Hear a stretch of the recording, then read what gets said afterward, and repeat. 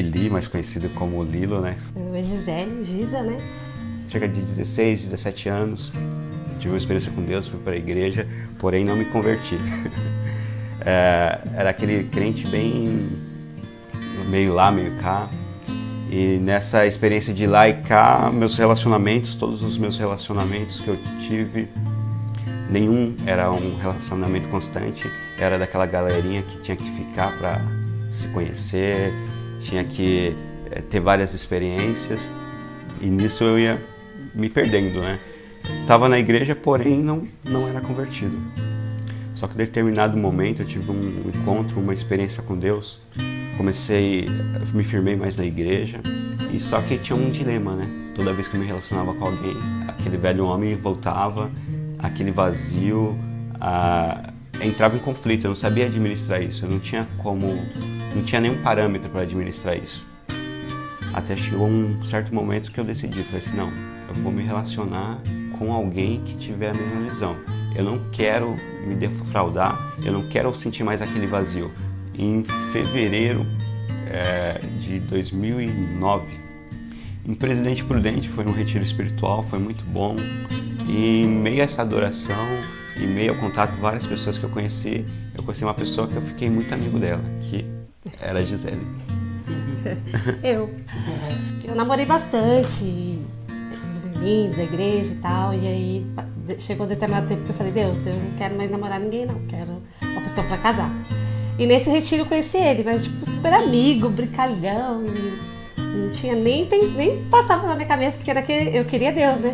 Aí eu conheci, e depois quando foi, a gente continuou mantendo contato, e a gente se falava todo dia, e a gente voltou pra cá, e sempre conversando, e naquela época ainda não tinha WhatsApp, 2009, a gente se falava por mensagem, ligava e conversava, e aí eu fui, meu coração foi ficando assim, né, tem um negócio estranho, né, porque ele ficava linda, oi, bom dia, linda, princesa, eu falei, tem alguma coisa estranha nisso, né, e aí a gente continuou conversando, ele veio aqui em São Caetano, né, no programa da igreja, aí o Lilo chegou e a gente começou a conversar, e, vamos orar então, né, aí a gente começou a orar, e um dia a gente foi a minha irmã pediu pra que eu ficasse com as crianças dela, e eles foram viajar, a gente ficou com o carro, eu falei assim, a gente podia ir pra Prudente, né, o Lilo sabe dirigir, mas a gente nem namorava, a gente era amigo, tava orando.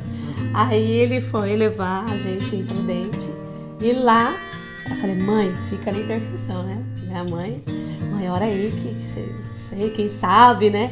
Aí a gente saiu no Dia dos Namorados, no dia 12 de junho de 2009, aí a gente saiu pra conversar, e aí decidimos, eu falei assim, ele perguntou de um relacionamento sério, eu falei, eu só quero se for pra casar, se não for pra casar eu não quero.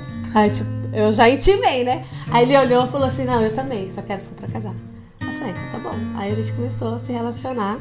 E nesse dia, quando nós começamos a namorar, né, nós estávamos num restaurante, daí nós saímos, falei assim, então vamos começar da maneira certa, vamos orar. Daí nós saímos, fomos para uma praça, daí demos as mãos, oramos, tal, convidamos o Espírito Santo para estar com a gente, para se relacionar, e rejeitando tudo aquilo que a gente já tinha vivido, os parâmetros do que a gente tinha vivido, e falei assim, eu quero algo diferente, então vamos começar da maneira certa, vamos chamar o Espírito Santo para estar conosco.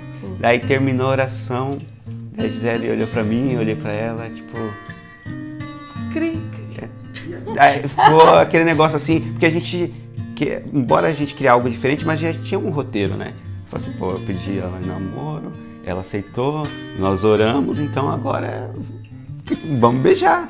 Aí beijei ela assim, mas foi algo estranho, porque tipo, não combinou com o clima ali, com a situação, né? Mas beleza. Você sabe, tipo, não posso, né, transar, lá.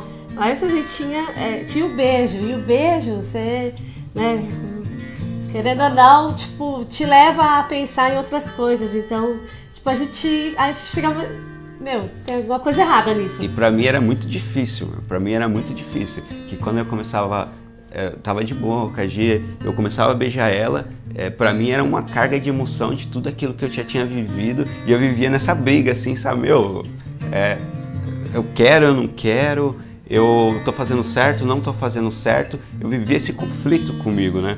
E a gente começou a se afastar daquele padrão que a gente queria levar o relacionamento, de oração, de comunhão com Deus, e eu fui deixando, eu sabia onde eu queria chegar.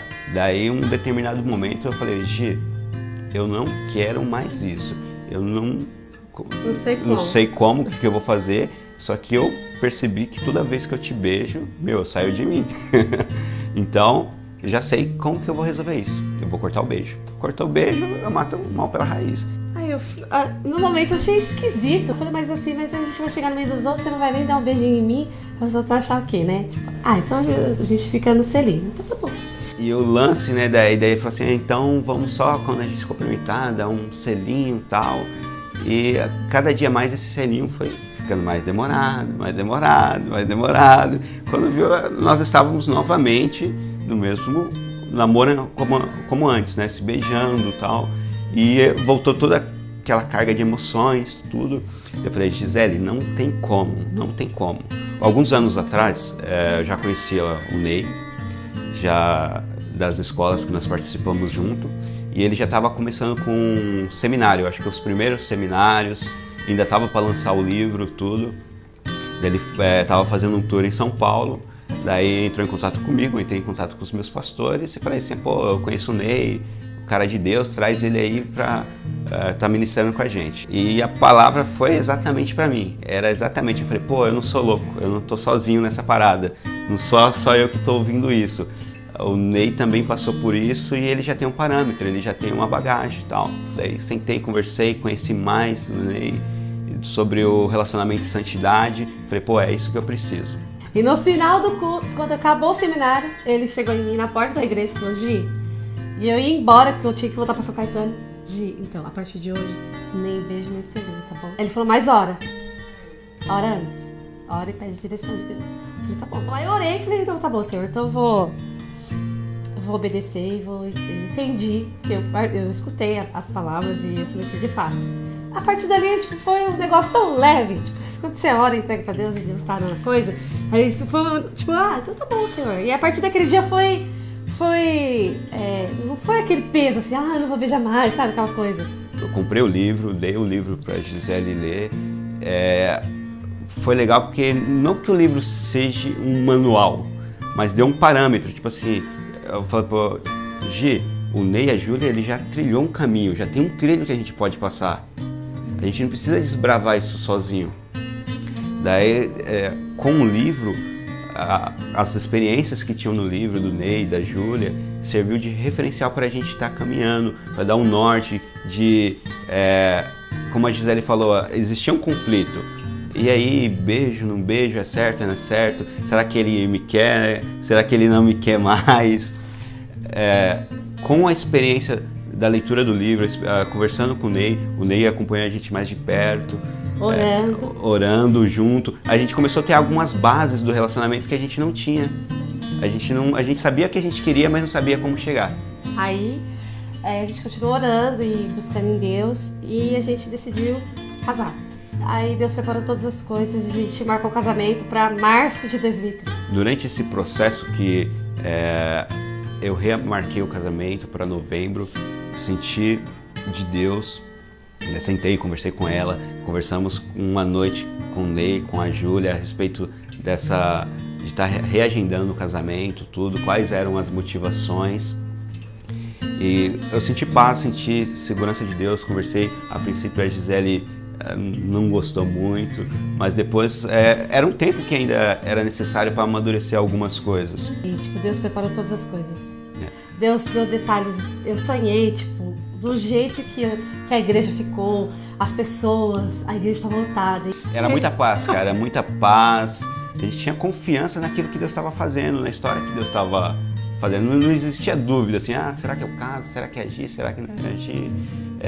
Foi isso que a gente percebeu conversando com muitas pessoas, essa dúvida até próximo ao casamento. E não, como a gente falou lá no começo, quando nós começamos o relacionamento, a gente sabia que nós queríamos casar, aonde nós iríamos chegar. E foi um momento muito de paz, de segurança, do Espírito Santo estar direcionando em todas as coisas, com relação à igreja, com relação à casa.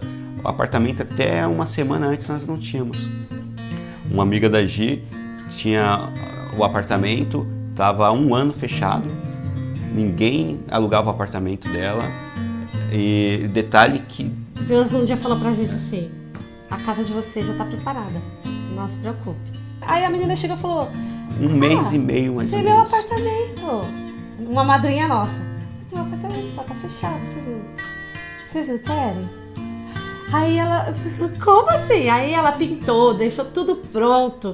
Veio Foi um aqui, mês de correria no arrumou, apartamento, trocar piso. Arrumou tudo, ela deixou, assim, trouxe a minha família trouxe os presentes, depois ela veio aqui, arrumou tudo, deixou a cama arrumada pra quando a gente chegasse da lua de mel, tava, tipo, Deus foi...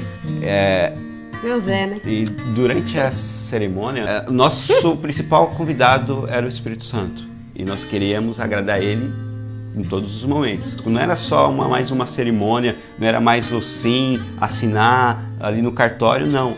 Era algo espiritual, era algo que... Do céu, algo que nós sempre sonhamos, né? A minha palavra, para fechar aqui, é que vale a pena. Eu falo para minhas sobrinhas e tipo, as pessoas que eu conheço, os jovens da igreja, que se eu tivesse descobrido isso antes, tipo, aquele namoro já certinho e tal, então se eu soubesse tipo, disso do começo, eu teria vivido isso do começo. Então, essa geração que eu vejo, que já é uma outra geração, tipo, a gente vive nessa geração, mas eu já passei por coisas e eu vejo que essa geração tem tanta coisa boa, tipo, aí à disposição para aprender, falar, não, eu quero viver isso, eu quero me posicionar para agradar os outros, não, para agradar a Deus, porque é para Ele.